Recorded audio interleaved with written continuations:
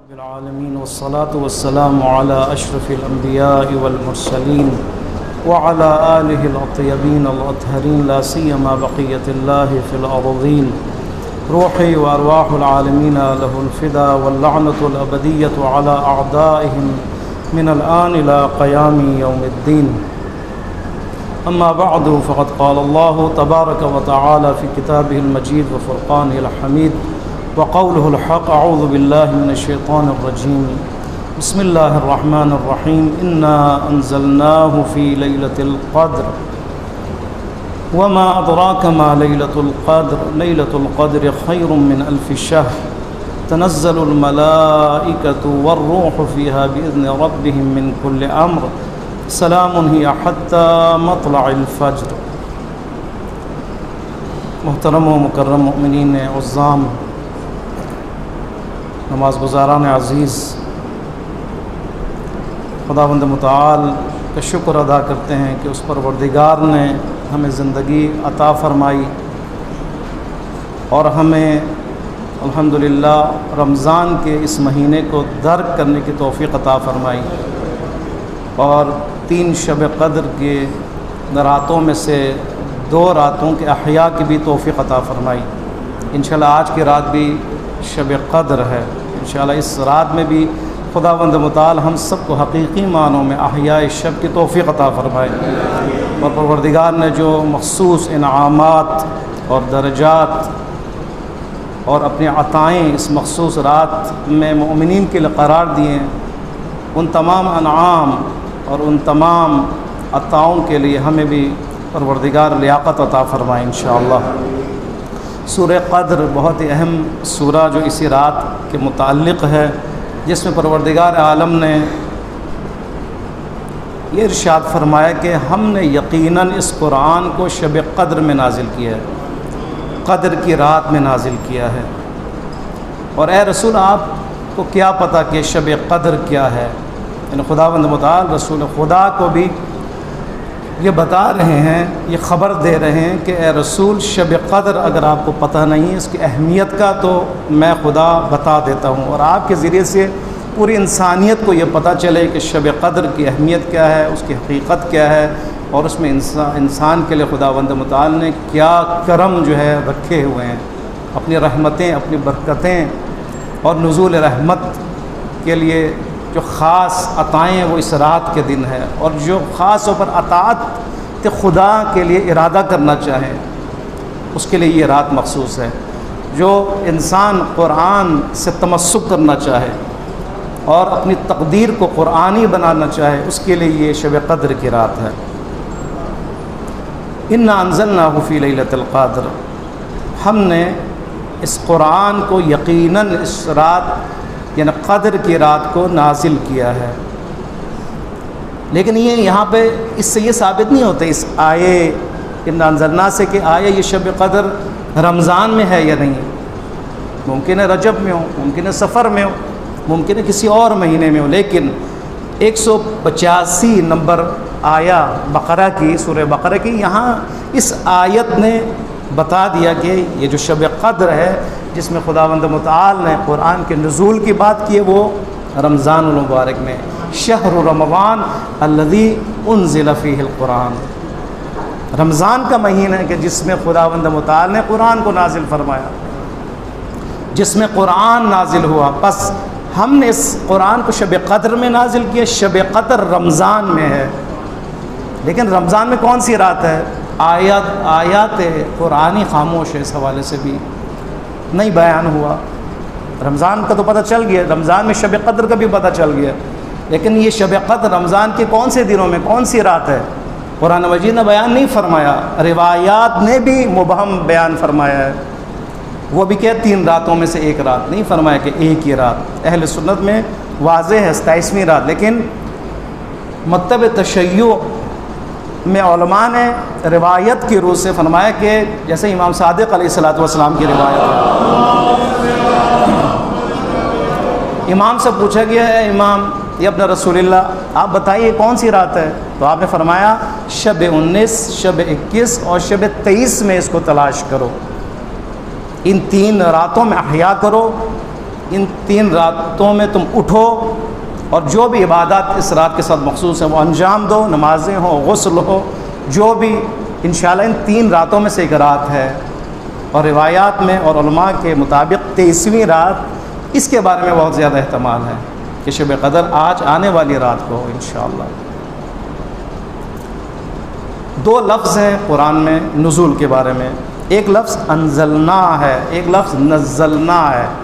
انزلنا نزلنا دونوں نزول کا معنی ہے، لیکن دونوں کے معنی میں فرق ہے، یعنی اس طریقے نزول میں فرق ہے۔ انزلنا میں نزول دفعی مراد ہے، دفعی یعنی خداوند متعال نے شب قدر میں رسول خدا صلی اللہ علیہ وآلہ وسلم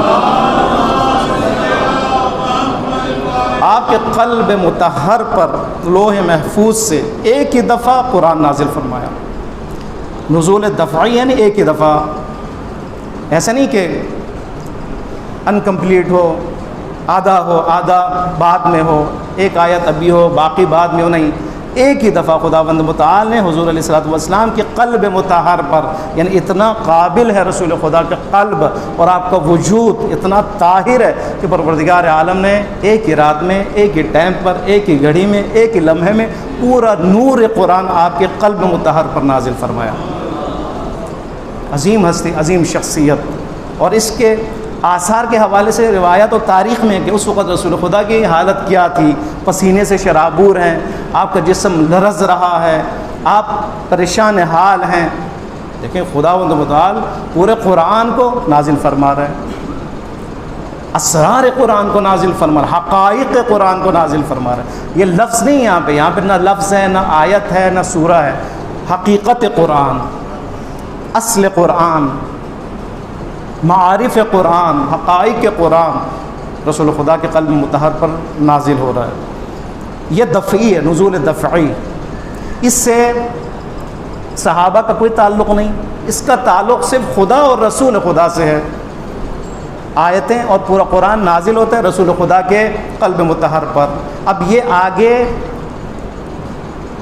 لوگوں کی طرف نہیں جا رہی یہ آیتیں، یہ پیغام دوسروں کی طرف نہیں جا رہا، اس کے لیے ایک اور نزول کی ضرورت ہے، اسے کہتے ہیں نزول تدریجی، آہستہ آہستہ قرآن مجید کا نازل ہونا۔ یہ اس کے علاوہ ہے، نزول دفعی کے علاوہ ہے، یہ نزول قلب رسول خدا پر ہے، لیکن وہ نزول دوبارہ اسی لوح محفوظ سے ہے، لیکن حالات کے مطابق، واقعات کے مطابق، لوگوں کی حالتوں کے مطابق، بحرانوں کے مطابق، کفار کے اس رد عمل کے مطابق، منافقین کے آشکار ہونے پر اور ان کی جو اندر مکر ہے ان کے مطابق، مختلف حالات کے تحت خداوند متعال نے آیتیں نازل کی، کبھی ایک آیت، کبھی 2 آیت، کبھی ایک سورہ، کبھی آدھا سورہ، یہ نازل فرمایا۔ اور یہ نازل ہونا معجزہ قرآنی ہے، معجزہ علمی قرآنی ہے۔ یہ اس پہ آپ غور کریں کہ وہ دفعی نزول، اس میں پورا قرآن، اس کے معارف، اس کے اسرار، اس کے حقائق رسول خدا تک منتقل ہو چکے ہیں، سارے واقعات اس میں موجود ہیں جو ابھی واقع نہیں ہوئے ابھی، مثلا حکم اسرا، حکم جنگ، حالانکہ جنگ ابھی واقع نہیں ہوا، نہ بدر کی جنگ ہوئی، نہ حنین کی جنگ ہوئی، نہ خندق کی جنگ ہوئی، نہ احد کی جنگ ہوئی، نہ ابھی منافقین نے سر اٹھایا، نہ کفار کی طرف سے وہ رد عمل آ رہا ہے، کچھ بھی نہیں ہوا۔ لیکن خداوند متعال وہ علیم ہے، وہ خبیر ہے کہ اس خدا نے پہلے ہی مقدم اور ایڈوانس پورے قرآن کے علم رسول خدا کو عطا فرما دیا، اور اس کے بعد حالات کے تحت خداوند متعال نے لوگوں کے حالات کے تحت اور لوگوں کی تربیت کے لیے، اب یہ رسول خدا ہے کہ جہاں پر ایک دم پورا قرآن نازل ہو سکتا ہے، لیکن عوام، اصحاب، ان کا دل تو تیار نہیں ہے، وہاں پہ تو وہ دل اور وہ قلب تو نہیں ہے، وہاں پہ تربیت کی ضرورت ہے۔ رسول خدا کی تربیت ڈائریکٹ ہوئی، ایک دم ہوئی، علوم سے سیراب فرمایا خداوند متعال نے، وہ علم الہی سے، علم لدنی سے سیراب فرمایا، پھر بعد میں یہی علم منتقل ہوا ائمۃ علیہم الصلوۃ والسلام کی طرف۔ لیکن عوام، لیکن صحابہ، لیکن عام لوگ، ان کا کیا کرے؟ اب ان کے لیے دوبارہ آیت کا سلسلہ 23 سال لگا اس آیت نزول تدریجی کے لیے، مبعث رسول خدا سے نزول تدریجی کا آغاز ہوا، رسول خدا کے رحلت تک چلتا رہا یہ سلسلہ۔ اب وہ واقعات جو ہو رہے ہیں اس واقعات کی روح سے فرشتہ دوبارہ آ رہا ہے اور دوبارہ آیتیں حالات کے مطابق نازل ہو رہے ہیں، اس معاشرے کے مطابق، اس سماج کے مطابق، ان کی تربیت کے لحاظ سے کہ ان کی تربیت کیسے کی جائے اور کب کی جائے اور کب کون سی بات کی جائے اور کون سا واقعہ بیان ہوا جائے، یہ بعد میں بیان ہو رہا ہے آہستہ آہستہ۔ لہٰذا خداوند متعال نے اہتمام کیا ہے، نزول تدریجی خداوند متعال کی طرف سے ایک بہت ہی عظیم نعمت ہے انسانیت کی تربیت کے لیے۔ اور قرآن اور باقی کتابوں میں یہ فرق ہے، تورات، زبور، انجیل، وہاں پہ تدریجی کا تصور نہیں ہے، نزول تدریجی نہیں ہے، وہاں پہ نزول دفعی ہے، ایک ہی دفعہ اس رسول پر، حضرت موسیٰ پر، حضرت عیسیٰ علیہ السلام پر وہ کتاب نازل ہوئی، اس کے بعد تدریجی عمل نہیں ہے۔ کیوں تدریجی عمل نہیں ہے؟ اس لیے کہ ضرورت نہیں ہے، محفوظ رہنے کی ضرورت نہیں ہے، اس کتاب انجیل کے تحفظ کی ضرورت نہیں ہے، کیونکہ اس رسول کے جانے کے بعد ان کا مذہب، ان کا دین نسخ ہو رہا ہے، آگے دوسرا پیغمبر آ رہا ہے۔ لہٰذا تدریجی عمل کی ضرورت، تجریدی عمل، نزول تدریجی یعنی آہستہ آہستہ۔ کیوں؟ اس لیے کہ حفاظتی انتظام کیا جائے۔ لیکن باقی آسمانی کتابوں کے لیے اس کی ضرورت نہیں ہے، کیونکہ ایک خاص زمانے کے لیے اس رسول کے جانے کے بعد اس شریعت میں نسخ ہو جانا ہے، لہٰذا مزید حفاظت۔ لیکن خداوند متعال نے قرآن کے لیے اہتمام کیا، کیونکہ قرآن مجید قیامت تک کے لیے ہدایت کی کتاب ہے، قیامت تک کے لیے ہدایت کی کتاب ہے۔ اور خطرہ ہے اس قرآن کے لیے، خطرہ ہے۔ ایسے بھی لوگ ہیں جنہوں نے سورۃ فیل بنانا چاہا، ٹھیک ہے، بنایا اپنی طرف سے سورہ فیل بنایا، اس کو پھر بینر پہ لکھا، اس کو خانہ کعبہ پہ لٹکایا کہ دیکھو یہ بھی اتنا بڑا کمال نہیں، یہ تو ہم بھی بنا سکتے ہیں۔ لیکن خداوند متعال نے محفوظ کیا۔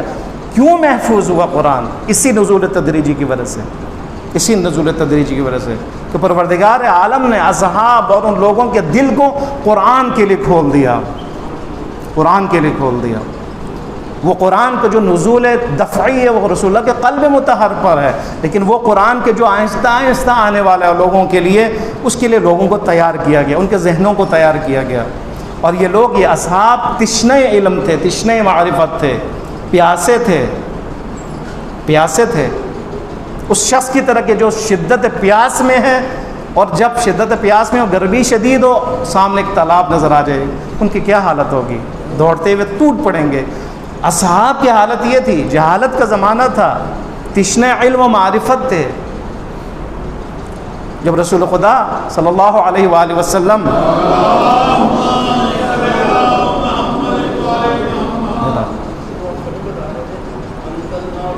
جی نزلنا اور انزلنا یہ فرق میں بتا۔ انزلنا جو یہاں پہ ہے، انا انزلنا، انزلنا یعنی ہم نے دفعتاً نازل کیا ہے، ایک دفعہ۔ نزلنا ہم نے یعنی آہستہ آہستہ نازل کیا، جیسے انا نحن نزلنا الذکر و انا لہ لحافظون، ہم نے اس قرآن کو نازل کیا، یہ بھی وہی معنی ہے، انا انزلناہ، ہم نے نازل کیا اس قرآن کو یقیناً، نحن نزلنا الذکر، ہم نے اس ذکر قرآن کو نازل کیا یقیناً، دونوں ایک ہی معنی ہے، لیکن لفظ کی وجہ سے باب تنزیل سے باب افعال سے ہے، گرامر کا، اس کی وجہ سے معنی چینج ہو جاتا ہے۔ نیچے والے میں نزلنا یعنی ہم نے اس قرآن کو دفعتاً نہیں بلکہ 23 سال کی اس پوری تاریخ میں مبعث سے لے کر رحلت تک آہستہ آہستہ لوگوں کے حالات کے مطابق نازل کیے، یہاں پہ یہ بتانا۔ لہٰذا یہ جو انا نحن نزلنا الذکر و انا لہ لحافظون میں حفظ کی جب بات ہوئی کہ ہم نے، خدا فرما رہا ہے، ہم نے اس قرآن کو محفوظ کیا ہے، ہم نے اس کو نازل کیا، تدریجی نازل کیا، اور ہم اس کی حفاظت کرنے والے ہیں۔ اس کا مطلب ہے تدریجی اس عنوان سے یا تجریدی طریقے سے جو نازل ہو رہا ہے قرآن، اس کے ذریعے خداوند متعال نے قرآن کو محفوظ فرمایا ہے۔ جیسا کہ آپ کے سامنے عرض کیا، تشنہ علم و معرفت تھے، جو ہی آیتیں نازل ہوتی فوراً پک کرتے تھے، فوراً لے لیتے تھے۔ تشنہ وہ انسان معرفت کے اس خداوند متعال کے خاص لطف سے سیراب ہو سکتے ہیں کہ جو تشنہ ہو۔ آج بھی یہی حالات ہے، اگر کوئی قرآن کا تشنہ ہو، تشنگی اور پیاس محسوس کرے معرفت قرآن، وہ تو غور سے سنے گا، لیکن جو تشنگی نہ رہو وہ تو سو جائے گا، یہ وہ آئے گا ہی نہیں، وہ چلا جائے گا۔ تشنگی یہ بہت اہم چیز ہے، کہ میں اپنے آپ کو محتاج سمجھوں قرآن کا، میں اپنے آپ کو قرآن سے ناآشنا سمجھوں، میں اپنے آپ کو قرآن کا محتاج سمجھوں. یہ بہت اہم ہے، یہ محتاج سمجھوں کہ یہ قرآن میری ہدایت کے لیے، اور مجھے ابھی قرآن کے بارے میں کچھ پتہ نہیں، لہٰذا میں سیراب ہونا چاہتا ہوں. جب تک ہمارے اندر یہ تشنگی کا احساس نہیں ہوگا اس وقت تک ہم قرآن کے شاگرد نہیں بن سکتے، قرآن کا مخاطب ہم نہیں بن سکتے. قرآن کا خطاب کس سے؟ انسان سے. اب انسان اگر غفلت کا شکار ہو جائے اور اہمیت ہی نہ دے قرآن کو، اس کا کیا کیا جائے؟ علاج ہے اس کے لیے؟ کوئی علاج نہیں. پھر یہ انسان غفلت کے اس اندھیروں میں چلا جاتا ہے، غفلت کے دلدل میں پھنس جاتا ہے، پھر یہ اپنے شہوت کا اسیر ہو جاتا ہے، نفس امارہ کا اسیر ہو جاتا ہے، دشمنوں کا اسیر ہو جاتا ہے. دشمن اس کے کھلونا بناتے ہیں اپنے لیے. کوئی کیوں ہو رہا ہے؟ قرآن سے دوری کے لیے. لہٰذا ان اصحاب میں تشنگی علم پایا جاتا تھا، معرفت فوراً لی انہوں نے، اپنے سینوں میں محفوظ کیا، اپنے دماغوں میں محفوظ کیا. اس وقت پڑھے لکھے نہیں تھے. روایات میں، تاریخ میں صرف 10 12 13 14 17 تک بتایا جاتے ہیں لوگ پڑھے لکھے تھے. خود رسول خدا کی ذات بھی پڑھے لکھے نہیں تھے، امی تھے. اور اس کی وجہ کیا ہے؟ اس کی وجہ مصلحت خدا تھا. مصلحت خدا کہ بعد میں لوگ یہ نہیں کہ رسول خدا تو پڑھتے بھی تھے، لکھتے بھی تھے، بس یہ قرآن بھی انہوں نے خود لکھا ہے. اس مصلحت کی وجہ سے، اس سے بچانے کے لیے آپ کو نہ پڑھایا گیا نہ آپ کو لکھوایا گیا. تاریخ ہے یہ.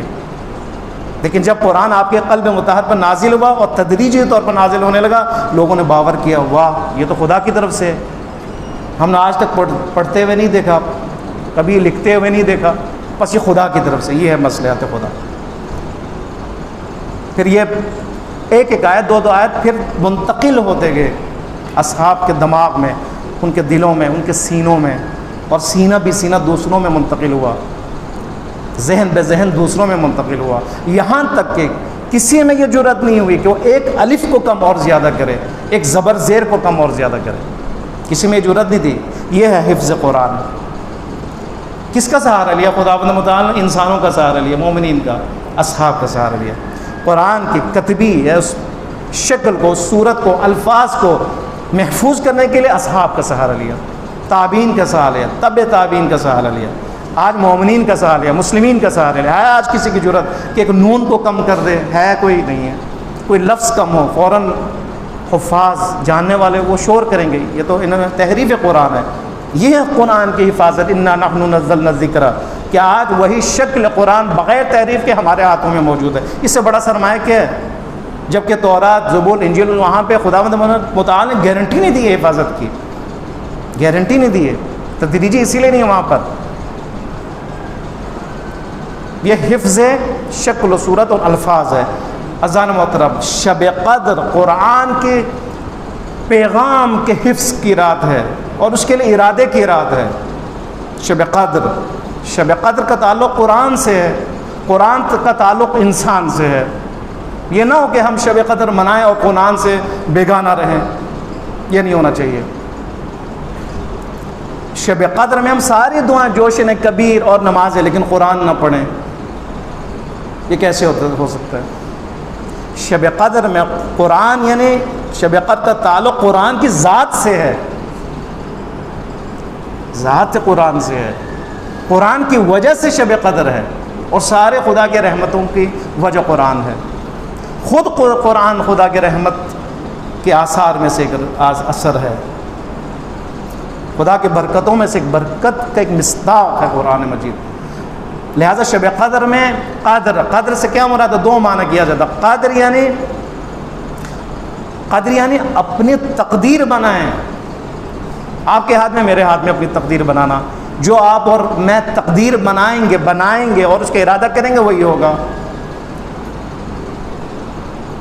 تنزل الملائکۃ والروح فیہا، اس رات ملائکہ اور روح القدس نازل ہوتے ہیں. اس رات کو یہ کم ہے زمین پر، عرش سے زمین پر. کہاں نازل ہوتے ہیں؟ کس کے لیے نازل ہوتے ہیں؟ امام زمان عجل اللہ فرجہ الشریف صلی اللہ محمد وآل محمد وآل. علماء فرماتے ہیں کہ یہ بہترین سورہ امامت کی اثبات کے لیے بہترین، امام زمانہ عجل فروج شریف اور ولایت کے اثبات کے لیے بہترین سورت کیا ہے؟ انا انزلنا. کیوں؟ اس لیے کہ تنزل الملائکہ، ملائکہ نازل ہوتے ہیں. تنزل یعنی استمرار پر دلیل ہے، یعنی فرشتے ایسا نہیں کہ پہلی شب قدر میں رسول خدا کے لیے فرشتے نازل ہوئے بعد میں یہ منقطع، نہیں. تنزلو یعنی ہمیشہ، ہر سال. اب ہر سال اس زمانے میں پہلی شب قدر میں فرشتے رسول خدا پر نازل ہوئے. وہ بعد میں کس پر نازل ہوئے؟ بعد میں کس پر نازل ہوئے؟ رسول کی رحلت کے بعد کس پر یہ فرشتے تنزل الملا والروح کس پر نازل ہوتے تھے؟ آپ بتائیں. بڑی شخصیتیں، بڑی بڑے خلفاء، کسی نے یہ کیا، کسی نے بات کی کہ ہمارے پر فرشتے نازل ہو رہے ہیں؟ اب یہ خود دلیل ہے. فرشتے جس پر نازل ہوں گے وہی امت کا امام ہے. ہر سال شب قدر میں فرشتے جس پر نازل ہوں گے اللہ کی طرف سے ولی ہے. اور آج کے زمانے میں کون ہے ولی؟ کوئی ہے جو دعویٰ کر سکے کہ ہم ہیں، جبکہ قرآن کیا فرما رہے ہیں؟ آج بھی 20-21 کے شب قدر میں فرشتے نازل ہو رہے ہیں، روح القدس نازل ہو رہا ہے، فقان نازل ہو رہا ہے. ہمارے لیے اس سے بڑا سکون کیا ہے؟ ہمارے لیے اس سے بڑا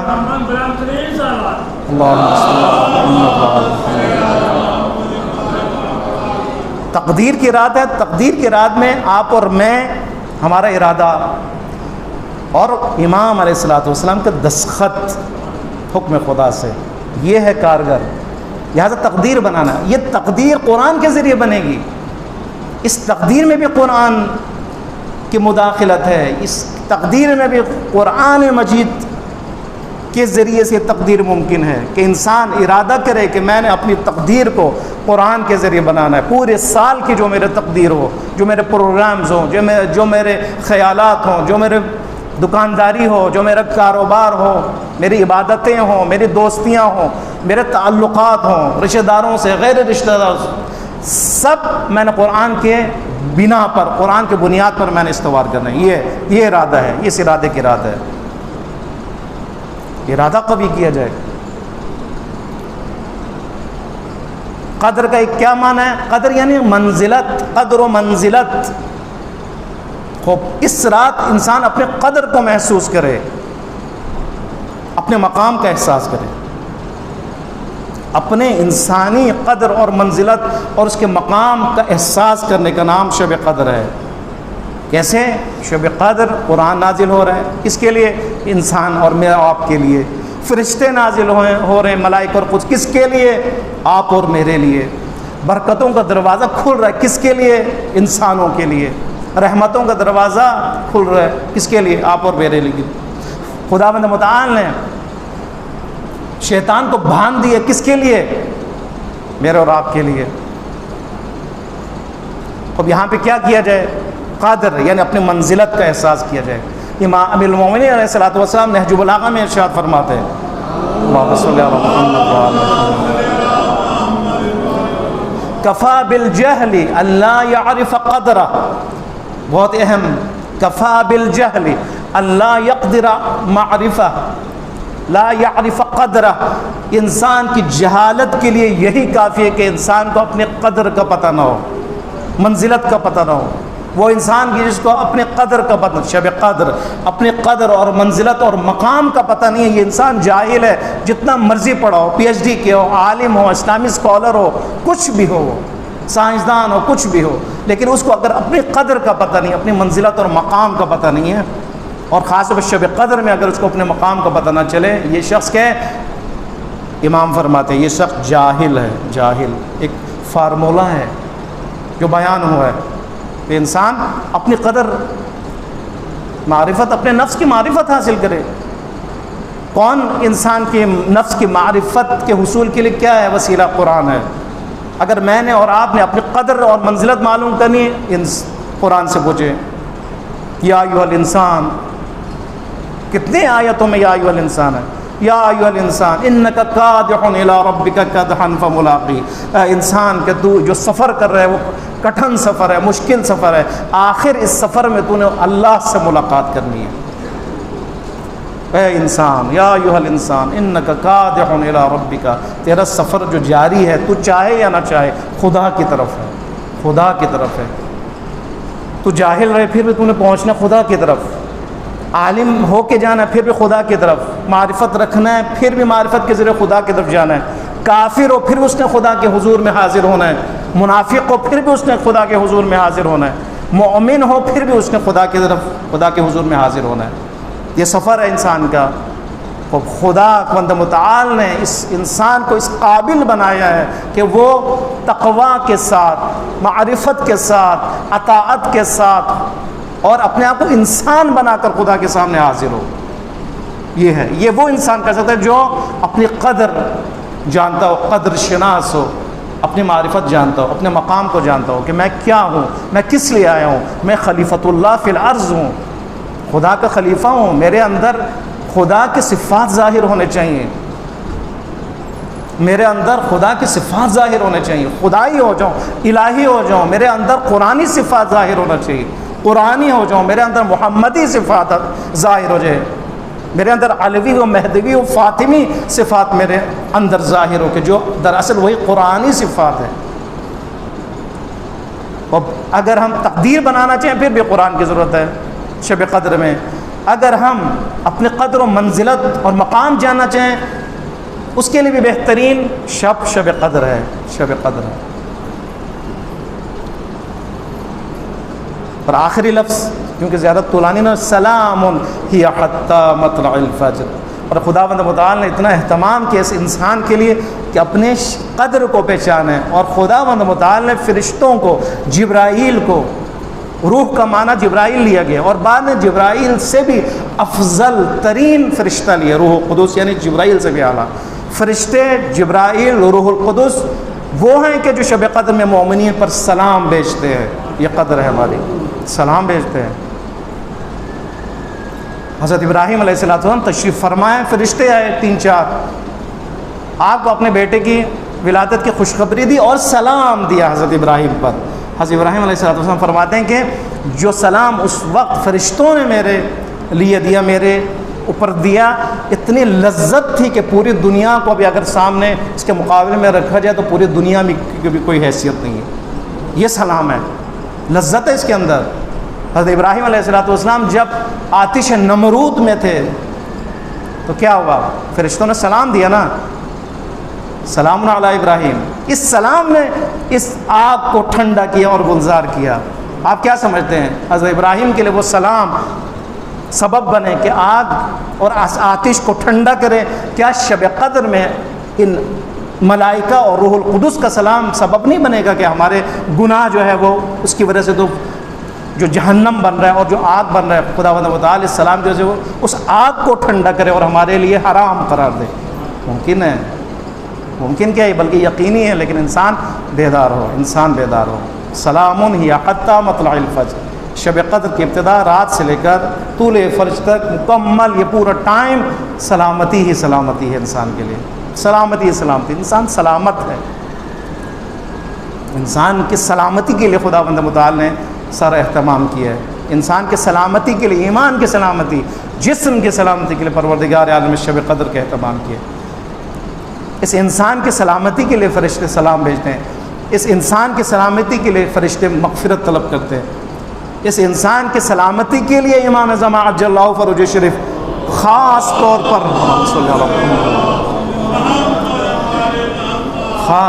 دعا فرماتے ہیں ہمارے لیے، خاص طور پر دعا فرماتے ہیں ہمارے مغفرت کے لیے اور ہمارے گناہوں کی معافی کے لیے۔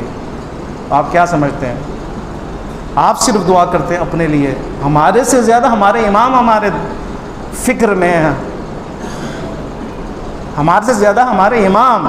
آیت اللہ بہجت ایک جملہ ہے کہ امام علیہ السلام آپ کے اور میرے ہر عمل سے واقف ہے، میری اپنی آواز میرے کانوں میں بعد میں پہنچتی ہے، سب سے پہلے امام سنتے ہیں۔ امام علیہ السلام سماعت الہی رکھتے ہیں، امام زمان ہے، پورے زمانے کے امام ہے، زمانہ آپ کے ہاتھ میں ہے، اور آپ کا اور میرا فکر، آپ اور میرے سوچ، ہمارے اعمال، ہمارا کردار، ہمارا زبان سے نکلا ہوا ہر لفظ، ہم کہاں دیکھ رہے ہیں، کیوں دیکھ رہے ہیں، سارا امام کو پتہ ہے، امام جانتے ہیں۔ اور یہ امام کا جاننا ہمارے لیے سکون کا باعث ہے کہ امام جان رہے ہیں ہمارے لیے، اور امام خوش ہے ہمارے لیے، اور امام کا دل جو ہے وہ خوش ہے ہمارے لیے، یہ ہمارے لیے سکون کا باعث ہے۔ اور ہمارے لیے بدبختی ہے کہ میں گناہ کروں اور امام اس گناہ کو بھی دیکھے اور احساس کرے اور شرمندہ ہو امام، اور امام کے آنکھوں سے آنسو جاری ہو، پھر امام کی دعائیں پھر بعد میں شامل حال ہو۔ شب قدر امام زمان عجل اللہ فرجہ شریف سے عہد کی رات ہے، شب قدر امام علیہ السلام سے میثاق کی رات ہے، شب قدر امام علیہ السلام کے حضور میں معافی مانگنے کی رات ہے کہ اے امام ابھی تک آپ کے لیے ہم کچھ نہیں کر سکے، ہم آپ سے دور رہے، ہم نے آپ کے لیے ایک آنسو نہیں بہایا آج تک، ہم نے آپ کی تنہائی کا احساس نہیں کیا آج تک، اے امام آپ کے ظہور کے لیے ہم نے کچھ بھی نہیں کیا آج تک، آپ کے حکومت کے لیے ہم نے آج تک کوئی قدم نہیں اٹھایا آج تک، ہم تو ووٹوں میں پڑے رہے، دوسروں کے انتخاب میں پڑے رہے، آپ کی ہم نے فکر ہی نہیں کی، ہم تو باقی جمہوری نظاموں کے پیچھے رہے، آپ کی امامت کی ہم نے بات ہی نہیں کی، یہ سارا کیا شرمندگی کی علامت ہے۔ شب قدر یہ میثاق، وفا، وعدہ وفا، اور امام علیہ السلام انشاءاللہ راضی ہوں، امام کے دستخط سے پورے سال کی ہماری تقدیر لکھی جائے گی، اور خدا کرے وہ تقدیر قرآنی ہو، خدا کرے وہ تقدیر ہمارے ارادے سے ہو، اور وہ تقدیر بھی خداوند متعال قرآن کے ذریعے ہمارے لیے معین فرمائے، اور اس قرآن کے ذریعے سے ہم ارادہ کریں اپنے پورے سال کے لیے، اس قرآن کے ذریعے سے پروردگار عالم ہماری قسمت بنائیں قرآن کے ذریعے سے، اور اس قرآن کے ذریعے سے پروردگار عالم ہمیں اپنے مقام و منزلت کو سمجھنے کی توفیق عطا فرمائے انشاءاللہ۔ خداوند متعال کے حضور دعا کرتے ہیں، خداوند بحق محمد و آل محمد اس نشست کو اپنی عبادت شمار فرما، پروردگارہ اس کے اجر و ثواب کو ہم ہدیہ کرتے ہیں، تمام انبیاء جن کی محنتوں کا ثمر آج ہم دیکھ رہے ہیں، اور ائمہ اطہار علیہ الصلوۃ والسلام، تمام شہداء اسلام، شہداء مدافعین حرم، شہداء انقلاب، امام راحل امام خمینی رحمۃ اللہ علیہ، اور وہ تمام مرحومین کہ جن کو کوئی یاد کرنے والا نہیں ہے، جو عاشق اہل بیت ہے، محب اہل بیت ہے، اور مرحومین اور تمام حاضرین کے تمام مرحومین کی طرف پروردگارہ ان کے درجات کو بلند فرما، پروردگارہ ان ارواح کو ہم سے خوشنود فرما، پروردگارہ ان کی شفاعت شامل حال فرما، پروردگارہ بحق محمد و آل محمد ان کے نقش قدم پر چلنے کی توفیق عطا فرما، پروردگارہ بحق محمد و آل محمد بحق قرآن ہمارے قلوب کو منور فرما، ہمارے اذہان و افکار کو منور فرما، پروردگارہ بحق قرآن ہمیں غفلتوں سے دور فرما، پروردگارہ قرآن میں فکر و تدبر کی توفیق عطا فرما، پروردگارہ بحق محمد و آل محمد قرآن پر عمل کی توفیق عطا فرما، پروردگارہ معارف قرآن و حقائق قرآن کو سمجھنے کی توفیق عطا فرما، پروردگارہ ہم نے اگر قرآن کو متروک کیا ہے، محجور کیا، پروردگارہ ہم معافی مانگتے، پروردگارہ آئندہ ہمیں قرآن کے بزم میں جانے کی اور شاگرد قرآن بننے کی توفیق عطا فرما، پروردگارہ بحق محمد و آل محمد بحق قرآن جو بھی پریشان ہے حال ان کی پریشانی کو دور فرما، جو بھی مقروض ہے ان کے قرض کی ادائیگی فرما، پروردگارہ جو بے روزگار ہے انہیں روزگار عطا فرما، جو باروزگار ہے انہیں ترقی عنایت فرما، پروردگارہ جو بے گھر ان کو گھر عطا فرما، جو بے اولاد ہے انہیں اولاد صالح عنایت فرما، بحق محمد و آل محمد جو اولاد نرینہ سے محروم ہے انہیں اولاد نرینہ عطا فرما، ہم سب کے اولادوں کی پروردگارہ خود تربیت فرما، ان کی تربیت کے لیے بہترین اسباب فراہم فرما، انہیں فتنوں سے محفوظ فرما، پروردگارہ انہیں حیا و عفت و غیرت دینی عطا فرما،